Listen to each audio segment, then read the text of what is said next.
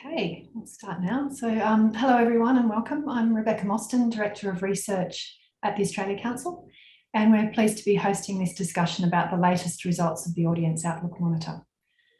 I'd like to begin by acknowledging the traditional owners of the unceded lands that I'm coming to you from today, the Gadigal and Wangal people of the Eora Nation. I'd like to pay my respect to elders past and present. I'd also like to acknowledge and pay my respect to elders of the many lands across Australia that we're coming together from today, and to all First Nations colleagues joining us for this discussion. I'm sure many of you are familiar with the Audience Outlook Monitor and have joined these discussions in the past. For anyone who's new to the study, it's been tracking audience insights since the beginning of the COVID-19 pandemic, way back in early 2020. The study is led by Patternmakers and Wolf Brown research agencies in partnership with the Council and our state and territory partners, and with the participation of many arts and cultural organisations. The Audience Outlook Monitor has been providing information on audience sentiments and behaviours over the past 2.5 years throughout the evolving situation of border closures, lockdowns, safety mandates, infection waves, recoveries and new infection waves. Each of these stages has been new uncharted territory, and that continues to be the case. We find ourselves at a new moment now where we're balancing the idea of being post-COVID with ongoing health risks and some fundamental changes to many people's lives. So it's really important that we can continue to understand what audiences are experiencing, thinking and doing to help guide our own strategic planning and decision making. The data for the August 2022 phase was released yesterday.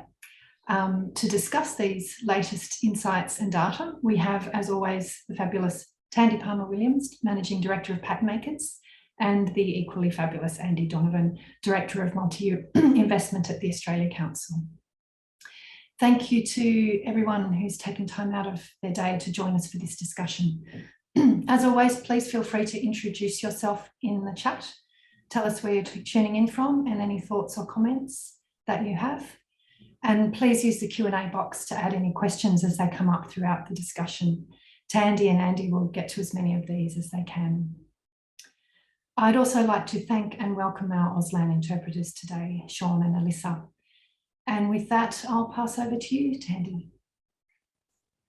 Thanks, Rebecca. And it's lovely to be called fabulous on a Wednesday. Thank you for that. And hello, everyone. So nice to be with you. It's been a little while, hasn't it, since we've done one of these. So this feels kind of fun. Andy, how are you today? I'm all right, thank you. Got a slight cold, so if I need to mute to have a bit of a cough, please forgive me. But otherwise, I'm very well.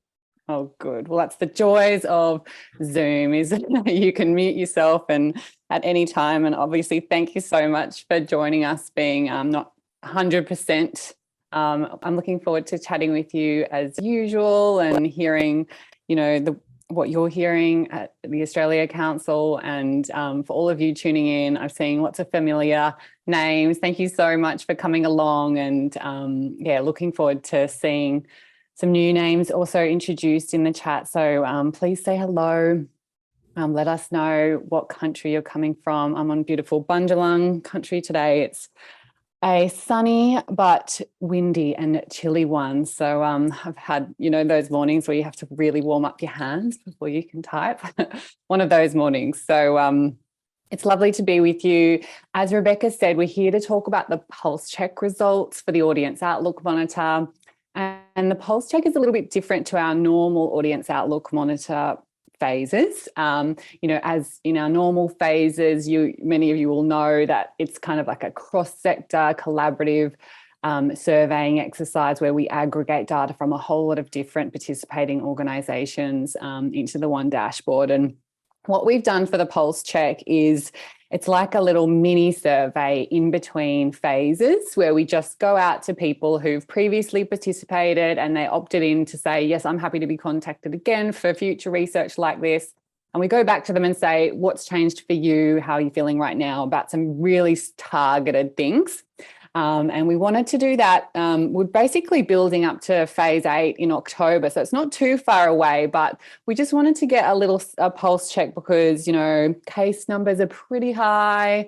It's been kind of like quite a few months now since we last collected data in March. And we just wanted to see, what's happening out there.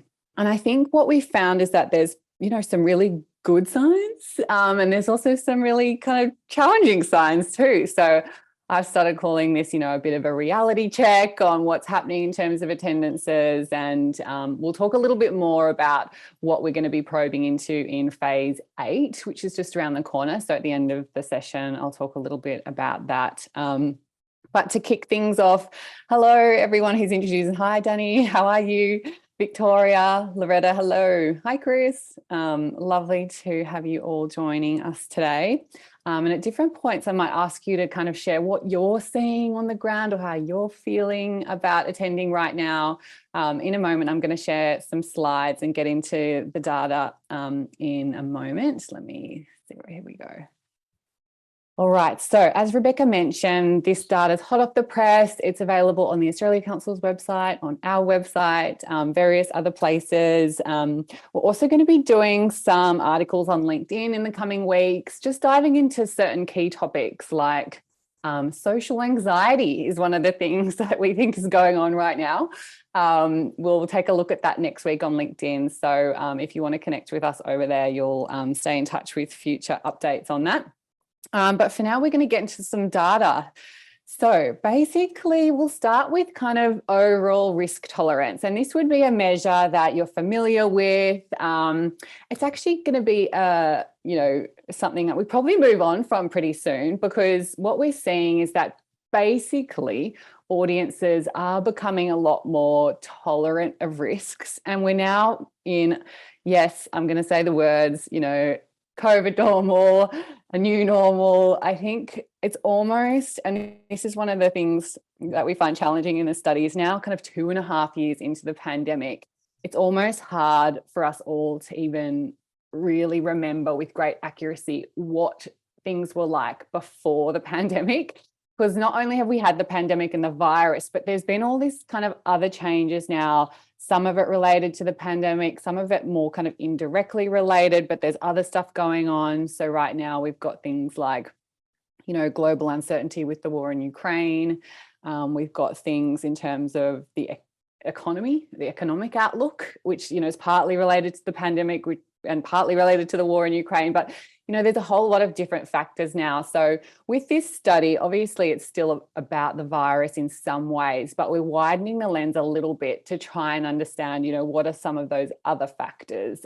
Because I think confidence isn't now about more than the virus for many people. So we'll talk a bit about that in a moment. But on screen, what you can see now is the result that when we ask people, which statement best represents how you feel about going out to cultural events at the moment. And in the dark blue, we've got cannot foresee going out until there is no risk. The light blue is when reasonably confident that the risk of transmission is minimal. And green is now or whenever permitted. And you'll see that basically we've kind of started stabilizing around this 2/3 are ready to attend whenever permitted, and 1/3 feel more cautious. So that's the kind of rule of thumb that we think we're probably not going to see a dramatic shift from this, I don't think, in the foreseeable future. What do you think, Andy? I think that's probably right, Tandi. And I think until we sort of get into that situation where perhaps the expectations around variants have settled down a bit, and perhaps there's no new threats on the horizon, that might change. But for the foreseeable future, I think that's probably where we're going to be at. Yes, so I think we're probably going to have, we now know a little bit more about, vaccines could get a lot better. We might see, vaccines that work with different strains and stuff like that. But we kind of know that vaccine might not kind of eliminate the virus altogether. So we're going to probably see rolling waves. Yes, I know it's depressing, but that's kind of the reality, isn't it now? I saw the Queensland Chief Health Officer saying, maybe another wave in December potentially, but So we're going to have these rolling waves. The good news is that I think audiences and all of us really are becoming accustomed to, well, that's how things are, and let's kind of get on with it. This is COVID normal now. So let's move on. I think what we're finding, and I've alluded to that in the heading of this slide, that the market is congested and audiences is juggling competing priorities, because yes, the arts is back. It's awesome. A lot has reopened. Heaps of events are on, but every other part of our life is also back on, isn't it? So we've got travel now, we've got 2 years worth of social engagements and weddings and christenings and all those kinds of things that are now kind of like creating quite kind of a bit of congestion in our calendars. And for many people, they've also undergone kind of life shifts in terms of having had time to think about their values, and maybe they've moved or they've changed jobs or reevaluating kind of what's important. So there's quite a lot going on, I would say. Brilliant. Yeah. Sorry, Tand. Seth just asked, is age a major factor? I'm not sure if you're going to touch on that.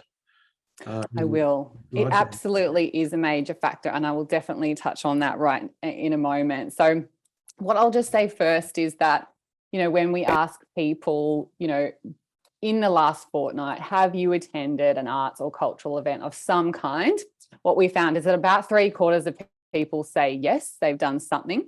And between March and now, we've seen some increases in certain categories. So things like visiting a museum or gallery increased. And I can tell you more about the trends in different art forms in the questions if we have time. But basically what we found is that between March and August, the proportion who are attending increased slightly in most states. You'll notice in the chart that the ACT is the only place where we noticed a slight decline in that jurisdiction. ACT audiences, I'm not sure if there's anyone here from Canberra today, hello, but ACT audiences tend to be a little bit more conservative about the virus. And so August being a time with, high case numbers, I think that kind of makes sense that population might feel a little bit more cautious at that time. But in most other states and territories, we're seeing either stable on March or a slight increase. And, in Queensland and WA, I think there in March, we were seeing a little bit more hesitation because virus, the transmission rates in March were, quite elevated, relatively elevated. So that's where we are. I think, attendance is moving in a positive direction slowly. So that's really good news. The other piece of good news is that when we ask people, have you recently made future plans to attend something in the future, we're also seeing about, 8 in 10 say yes, they've made plans. And we'll talk a bit more about the type of plans in a moment. But I think you'll see, around the states that those numbers are kind of stabilizing. In the past, we've done quite a lot of detailed reporting at the state level because things have been so different around the country, but we're starting to see more convergence. So we will do detailed state reporting in October for phase 8. For the pulse check, we haven't done a lot of detailed analysis by state because it's quite similar. And this is just a short, sharp exercise. So you'll see the proportion making plans all pretty stable there. So I think that's good. We haven't seen like a massive jump there, but I think it's like a good sign. So a lot of these indicators, slowly moving in the right direction. I think that's a really good thing that we have to hold on to. Things are going to get better slowly.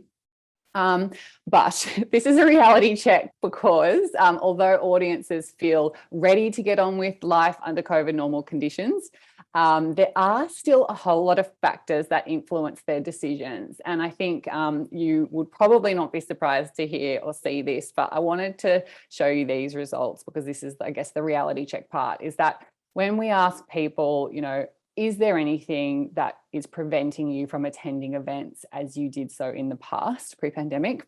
And most people say yes, there is at least one factor. So on the very right of this slide, you'll see the proportion that say no barriers. And we've got the last 4 phases there. So August is our pulse check, that's the red. And so you'll see a slight increase in the proportion saying no barriers. So that's a really good thing. But for 78% of people, there's at least one barrier at play. And in August, still the risk of contracting or transmitting the virus is playing on people's minds for about 46% of people. Now, some of these people are avoiding risky places all the time, and some people are just doing it just some of the time. And I'll tell you a bit more about that in a moment. You'll see as you look across the slide, the risk of being a close contact dropped right down. You know, those close contact rules have changed now, relaxed quite a lot. So that's really good. Although still a quarter of people saying it is a factor for me. And we know things like people who, you know, who are in families who, you know, if someone gets it, and there could be flow-on effects if the rest of the family then get it, blah, blah, blah, blah, blah. Financial reasons. So this one is increasing. So we're now seeing about around a quarter of audiences identify with this as a barrier. The risk of future lockdowns and cancelled events has come down dramatically. You know, I think we're all on the same page that we hope we won't ever see lockdowns again. But we are seeing cancellations from time to time, aren't we? I think, Andy, you were sharing an example with me of, you know, a cancelled show. Can you tell us a little bit more about kind of what you're seeing and hearing? Sure. I think there's some real challenges for companies, particularly around the cast or crew getting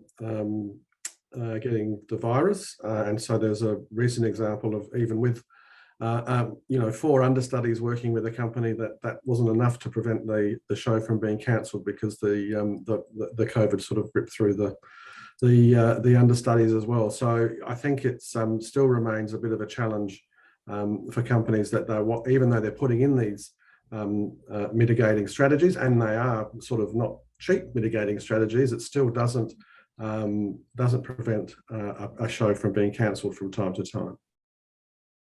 Yes, so something that's just on some people's minds, I think I'll talk more about that a little bit later.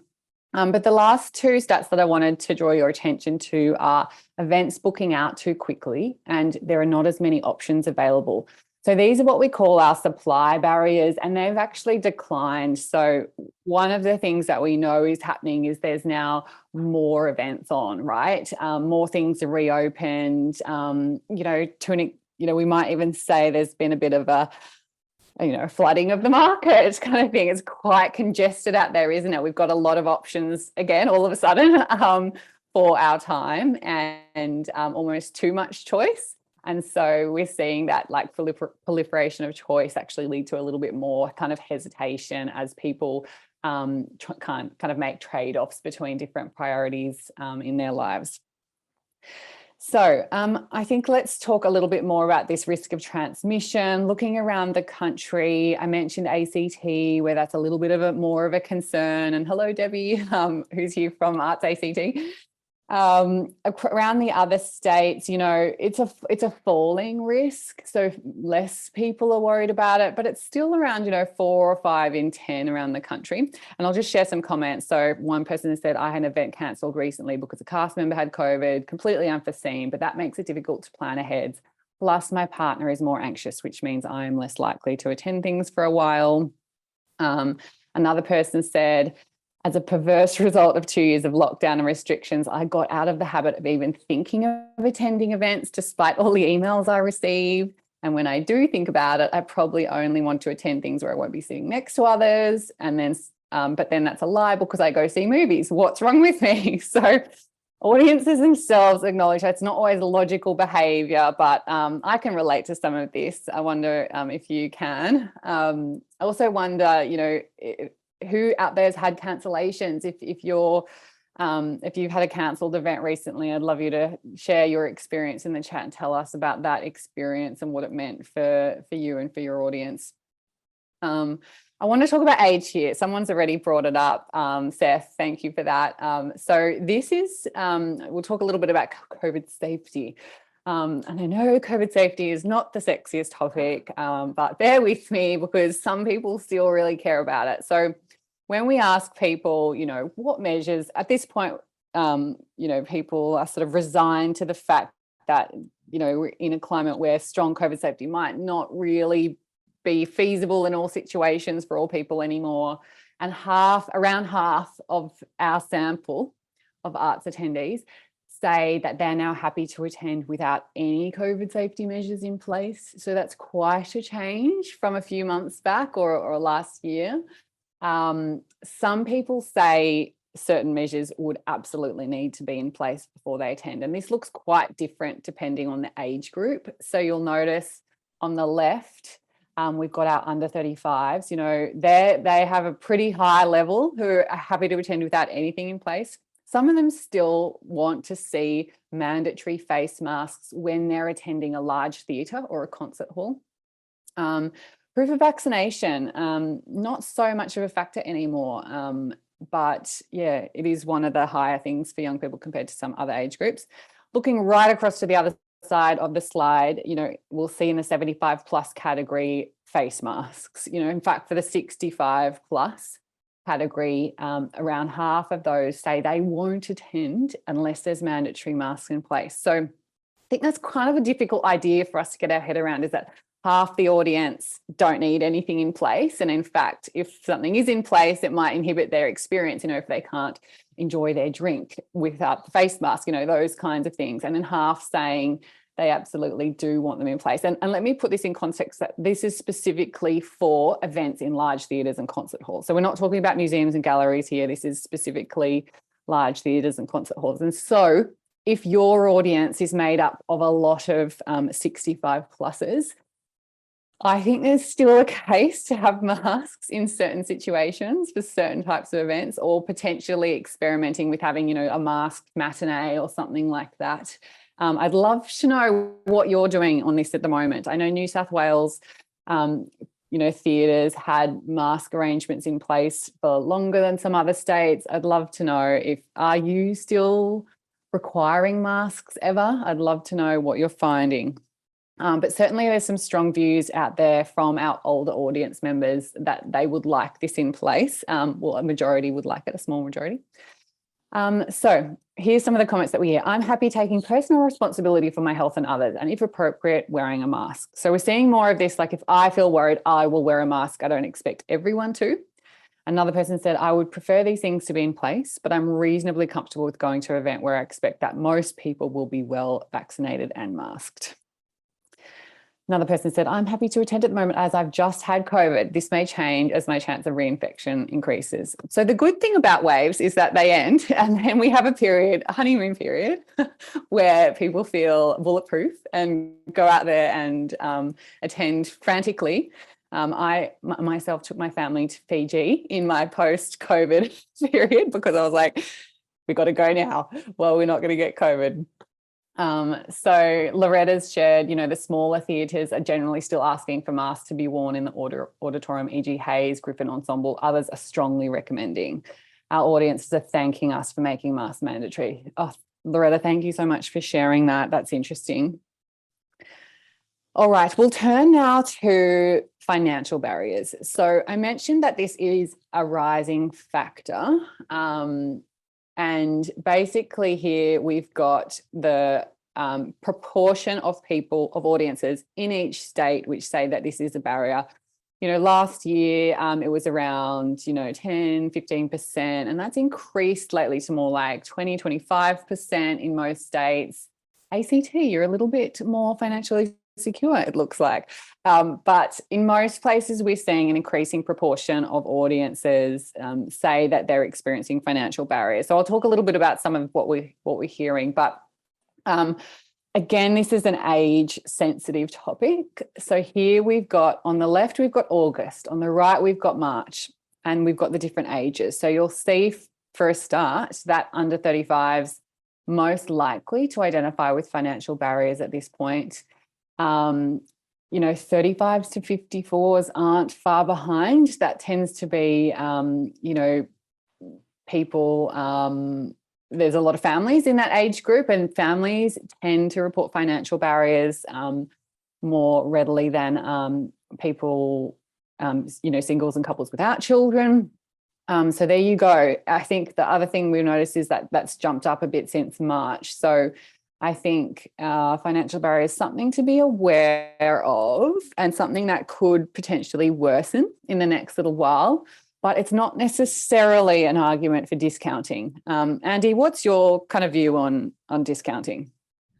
Look, I think wholesale discounting is probably not a good idea, because it sort of is a race to the bottom. But you know, discounting on particular for particular marketing outcomes is often useful. So I don't think people should be considering discounting just as a general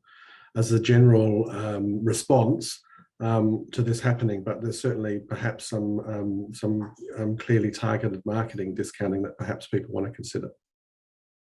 So would you go as far as to say, thinking about the price points that you're structuring your offers at, rather than still thinking about pricing, but not necessarily offering discounts kind of thing if things aren't selling? What do you think? I think so. And I mean, there's a lot of companies still have targeted programs to that under 30, under 35 segment as well. So, maybe there's more room to do a little bit more of that. But again, I don't think it's sort of looking at it across the board. There's also obviously really great challenges around expenditure for companies too, with inflation increasing, and so all of this has got to be a balance. Yes, well, the good thing is those older categories seem much less likely to be affected by financial barriers.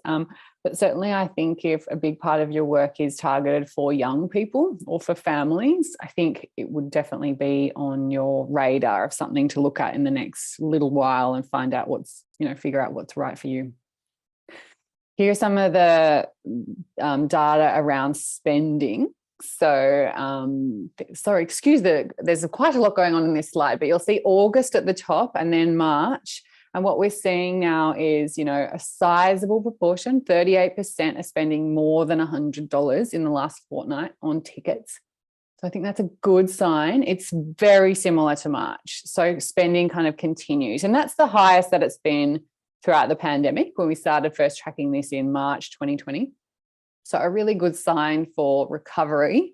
But yeah, it hasn't jumped a lot since March. So we're seeing spendings kind of similar to March. And we know that rising ticket prices are a factor that, is behind these numbers. And with the cost of living pressures, I would suspect that we might see spending at this level kind of stabilize or plateau in the next few months. I don't see, dramatic increases on this happening, with the exception of what happens when people travel. We'll talk about travel a little bit later. But yes, I think we're likely to see this kind of, be pretty stable. We'll see what happens. Some of the comments people share with us are things like tickets do seem to be quite a bit more expensive, which reduces the amount of shows I can afford to go to. Another person said, due to the increased risk of cancellations, I feel that companies have had to raise the price of tickets, which is fair, but this would be the only thing that would prevent me from attending arts and cultural events. Other people have shared their situation, with everything going up in price, attending cultural arts things goes down the list. Weekly expenses are getting higher and higher, which leaves less for non-essentials. And increased cost of living has meant less money available to spend on events. I'd love to know kind of what your strategy is. What are you thinking and hearing from your audience? And is there any thinking you can share in the chat about what you've experimented with or how you're thinking about in the next few months? I think there's clearly kind of a price volume thing going on. Michael, I've just noticed your question in the chat. Do you think the financial barrier may be that there are more big ticket events available aimed at the under 35 market? I don't know. What do you think, Andy? Yeah, I'm not sure. I'm not sure what there's been much of a look at that, but it's an interesting kind of point. There are big ticket events. Yes, I think people are. Certainly there's an element of being more selective, I think, in some ways. If you've got these financial pressures and there's a bit of uncertainty around, what you can do, what will go ahead, I think people are kind of picking and choosing, and they're tending, I think, to make safer bets on what things they know will be good. So we're seeing, if something gets 5-star reviews, I think it's going to sell out. If it doesn't, it could be trickier kind of thing. So we are seeing, I think people see some of those big ticket events, potentially being the optics of those being potentially safer options where people know they're going to get a really great quality experience. Yeah, I think there's a bit of that kind of, that notion of buying a ticket for the sure bet of enjoying the night out. I've just noticed Loretta's put in the chat too that they're freezing ticket prices for 2023 in an attempt to keep things stable and affordable. But it is tricky. I agree with you, Loretta, because it's that balance between the revenue that companies need to earn and trying to keep pace with the inflation. So it's a really difficult equation at the moment. It sure is. Jerry's mentioning we're finding reviews are playing a very important role in the decision-making process. Yes, I suspect you're not alone there, Jerry. And I'm curious to know, are there other ways that we can de-risk things for audiences? I'd love to know if you've got a strategy for things that, if getting reviews isn't 5-star reviews aren't possible for kind of every show or every event kind of thing. It's not always relevant depending on what part of the sector you're in. But are there other ways we can help increase the perception of that people will have a great experience and feel confident in their decisions? And I've noticed Piers' question, do you have any info on how those who identify with a disability or autoimmunity feel about participating at the moment? That's a great question. And I'll ask Bianca, who's with us, to have a look at that to see if by the end I can give you an answer on that. I will tell you that this is a topic that we're going to be looking at in detail in phase 8. So I really encourage you to come back at that point where we'll have like a lot more to say. We're going to be looking at the new perceptions of accessibility and how people not only who identify as having a disability, but those who are immunocompromised are feeling right now. So stay tuned for that. So I've got some great comments coming in. Andy, perhaps you can share those in a moment, but I'll keep going on the slides for now, and then we can hear from everyone. Great to see those comments coming through on the chat. Thank you so much. All right, so let's talk about ticket buying patterns. I think obviously there's kind of a long tail to COVID uncertainty. I talked about some of the other factors that are leading to kind of that feeling of uncertainty or, perhaps contributing to hesitation at the moment. And one of them is, that won't be a surprise to you, is this last minute decision making. So in August, we asked people, you mentioned you bought tickets. When were they for? And 26% of those buying tickets said something in the next 7 days. 43% says something later this month. So that is 3 weeks or less. So we're seeing a big chunk of that ticket buying behaviour for within the next, day to 3 weeks. Next month is starting to pick up. I think we're seeing more things in the calendar as well affecting these figures. So definitely last minute decision making is very much a thing right now. And I suspect will continue to be a thing for the foreseeable future. So something that we just have to work towards, plan for, expect. Again, I'd love to know what you're seeing in your trends and how you're preparing yourselves for that. It's something we've noticed all the way along, haven't we, that we're dealing with. So I expect that some of you are getting very good at managing that. I think it's a trend that was kind of starting even before COVID, and do you think so? COVID has really accelerated. Yes, interesting. The last minute buy. Yes, so some people reporting perhaps subscriptions being a little bit harder to get across the line for people, planning 12 months out for an event. Seems crazy now, doesn't it? So people are planning very much more. And, I know some organizations are moving to, shorter seasons kind of thing, releasing like a 3-month season at a time. So we're not asking people to commit 12 months out anymore. I'd love to know how you're innovating there. All right.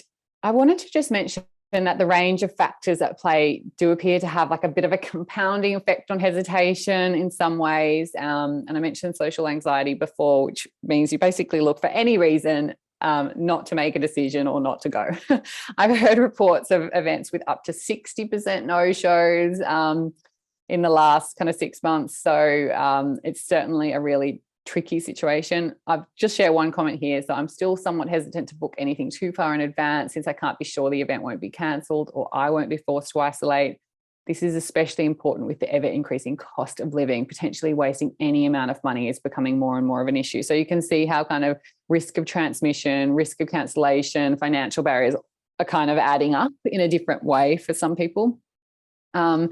And I think that's more heightened where there's travel involved. So one person said, I travel over 90 kilometres to attend events in Melbourne, and that entire trip costs nearly $200 every time, including tickets, petrol, tolls, parking, meal, etc. And I'm only going to do this for companies I know take COVID mitigation strategies seriously.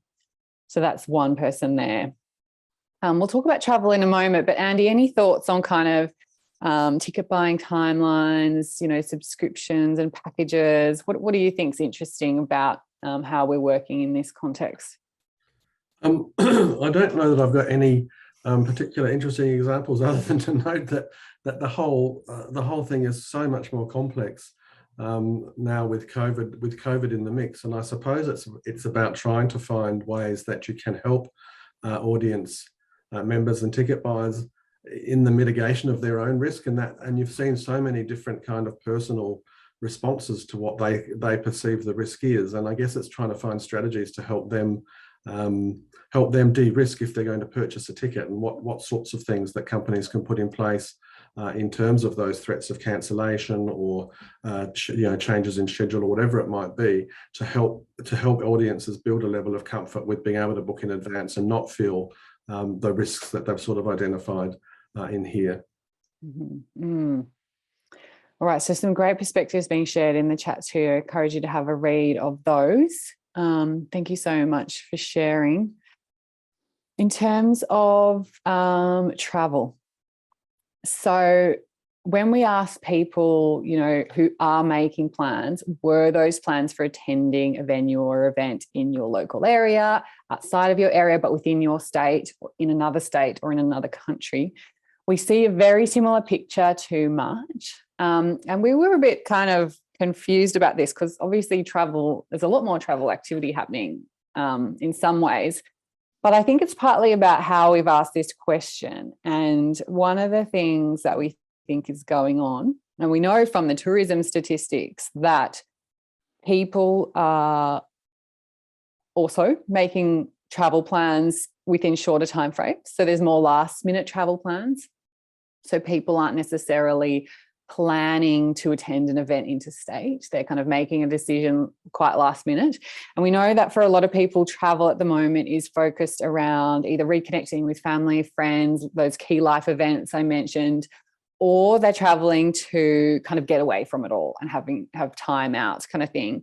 And so what we're seeing in that context is, I think, is a bit more spontaneous decision making about attending an event kind of thing. So one of the things that we think is going on here is people might not be, planning far in advance to attend an event or venue interstate, but we know interstate attendances are increasing, probably mostly through people making quite last minute or spontaneous decisions.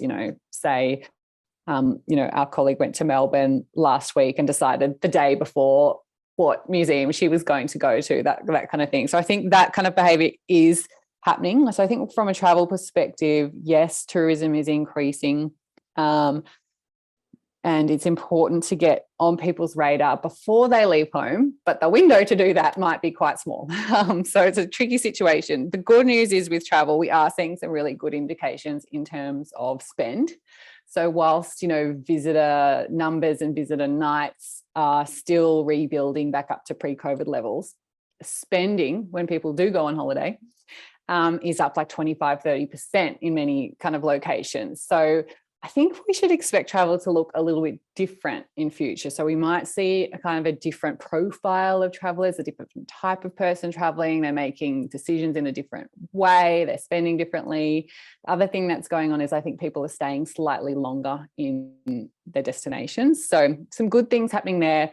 I suspect, sustainable travel's a real topic on the agenda. And I know there's some predictions about how travel could look quite different in future. So if that's a key market for you, I know you'll be rethinking strategies there in the next little while. I'll just share a couple of comments. So, one person said there's always a fear that events may be cancelled at short notice, and this makes me less likely to book activities outside of my local area. And another person says, I'm hesitant to book for more expensive or interstate events as I'm still chasing up a number of concert and flight refunds. And this creates an admin burden for me, and I'll probably lose some of this money. So I think if you are targeting tourists, making it really easy, making it a space that you can drop into anytime you can have spontaneous people drop in.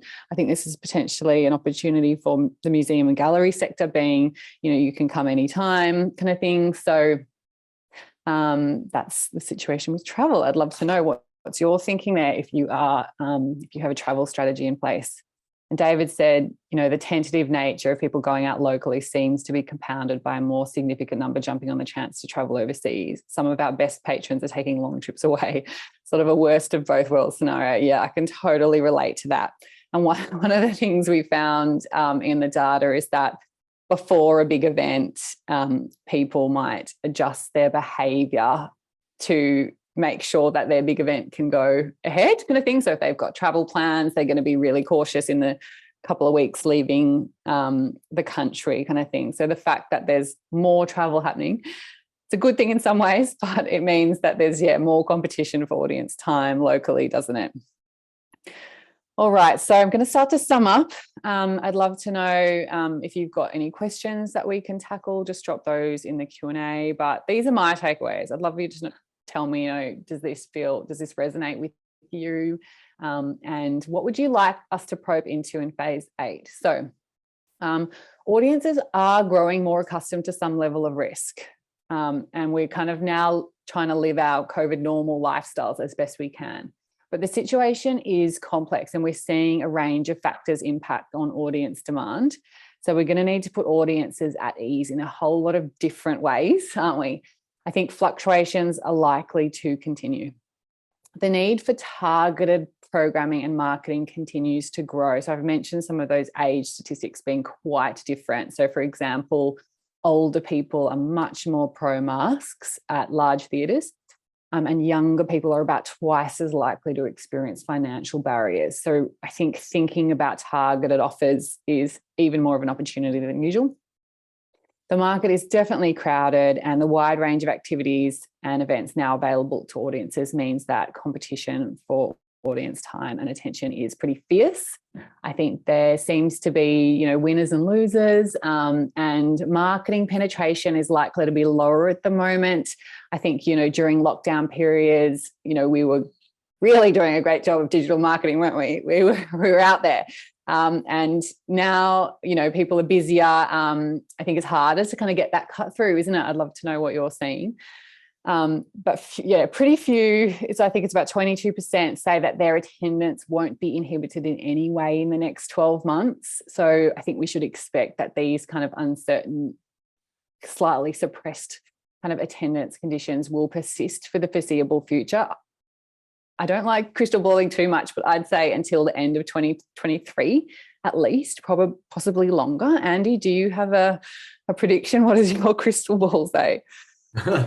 I think my crystal ball is probably on a par with yours, but probably with just a sense, with a little bit more sense of caution that I think it's this may be a feature of the new normal, and I think we're in this for a few more years at least until perhaps some of those terrific vaccines you mentioned earlier, Tandi, are released out into the world. But I think at least until the end of 23, if not 2024. Yeah.